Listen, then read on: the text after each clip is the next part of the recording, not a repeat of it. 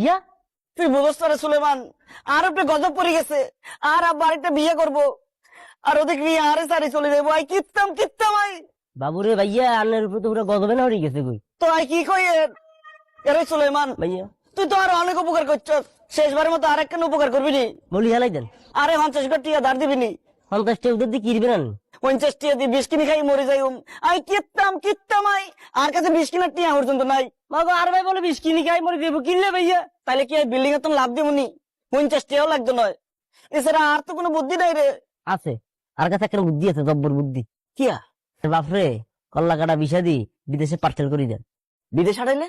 এর মধ্যে হেতা যত সয় সম্পত্তি আছে বেগিন বেসিটি সামনে লই নিলেন কই। কেমনে? আর বেদ্য বাব্বা জীবিত থাকতে কেমনে বেশি ভালামু? আনার কথা বুঝুন না কিল্লাই, আন্নের বাপ সামনে বিদেশ হারানো হরে দি হাতার মরণের সার্টিফিকেটটা বাড়ি করবেন, এটাকে ইংরেজিতে বলে ডেথ সার্টিফিকেট। ইয়ান লই হাতার যত যত সয় সম্পত্তি আছে বেগিন আনলে বেশি সামনে লই নিলেন, বুঝছেন না? কল্লা কাটা বিষয় আর আব্বা বিদেশ যাই ধরা পড়ি গেলে? আর বাক কইব কেমনে? 3 মাসের আগে হাতে দিলে বাড়িতে যেত না, কথা বুঝছেন? হাতে তো দিলে দিব, এই 3 মাসের মধ্যে আমরা খেলাধুলা পানি করে ভালো নিলেন। এরে সুলেমান, তুই এনে কি করস? কিনলে ভাইয়া তোর তো জো বাইডেনের লগে থাকা উচিত।